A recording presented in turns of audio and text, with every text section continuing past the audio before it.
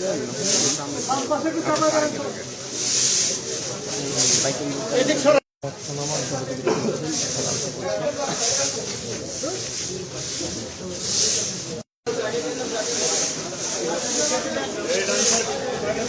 সংসদে গিয়ে দেশের জন্য ভালো কিছু করতে চাই ইনশাআল্লাহ।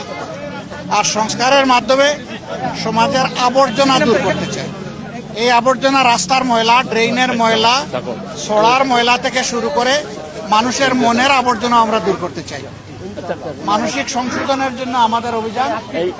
আজকে এই পরিচ্ছন্নতা অভিযানে আমার অংশগ্রহণ করার মানে হচ্ছে আমার প্রিয় এলাকাবাসীকে, দেশবাসীকে বার্তা দেওয়া যে আমরা একটা পরিচ্ছন্ন সমাজ গড়ব, যে সমাজে আমাদের পরিবেশও সুন্দর থাকবে, আমাদের মনটাও সুন্দর থাকবে। পরিবেশ যখন সুন্দর থাকে তখন তার ইতিবাচক প্রভাব মানুষের মনোজগতের উপরে পড়ে। এই মানুষগুলো ভালো হয়, সমাজের জন্য দরদি হয়, দায়িত্ববোধ সম্পন্ন হয়। আমরা সেই বার্তাটাই মূলত দিতে চাচ্ছি।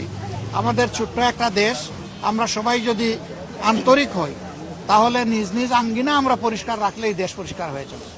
আজকে এই বার্তা দেওয়ার মাধ্যমে আমি আমার এই এলাকার সহকর্মীবৃন্দকে বলবো যে প্রতিদিন ফজরের পরে, আজকে এটা লোক দেখানো নয়, এটা দিয়ে শুরু। প্রতিদিন ফজরের পরে আমাদের প্রত্যেক ইউনিট মিনিমাম আধা ঘন্টা সময় এই পরিচ্ছন্নতার কাজ করবে। 1 ঘন্টা পারলে আরো ভালো। এরপরে যার যার কাজে, পারিবারিক পেশাগত দায়িত্বে তারা ছড়াইয়ে পড়বে, সমাজের অন্যান্য সেবায় ছড়াইয়ে পড়বে। কিন্তু এখন থেকে আমাদের এই এলাকাটা আমরা চাচ্ছি একটা মডেল এলাকা হিসেবে গড়ে উঠুক। আমরা সরকারের ফান্ড পাই না পাই, সরকার আমাদেরকে কি দিবে না দিবে এটার তোয়াক্কা আমরা করব।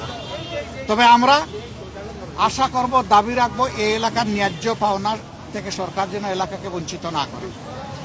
এই এলাকায় আমি শুধু ওয়াদা করি নাই, আমাদের সাথে আরো যত প্রতিদ্বন্দ্বী এখানে নির্বাচনে অংশগ্রহণ করেছেন সকলের ওয়াদা ছিল যে একটা ভালো মিরপুর কাফরুল আমরা গড়ব।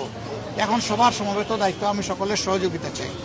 আমার সাথে আরো যারা প্রতিদ্বন্দ্বিতা করেছেন আমি তাদেরকে আন্তরিক অভিনন্দন জানাই। প্রতিযোগিতা করাটাই একটা বিজয়। এবার আমি হয়েছে, আগামীতে তারা হবেন, অসুবিধা নেই। এটাই গণতন্ত্রের সৌন্দর্য।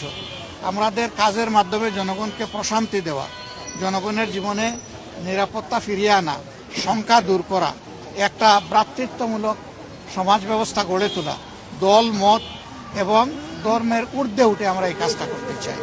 এই জন্য সারা দেশবাসীতে আমরা সহযোগিতা চাই। আমি শুধু মিরপুর না, আমার যত সহকর্মী সারা দেশে ছড়িয়ে আছেন তাদের কাছেও আমার একই বার্তা। এবং আমি এই দায়িত্ব আজকে শেষ করছি না, এটা আমার শুরু।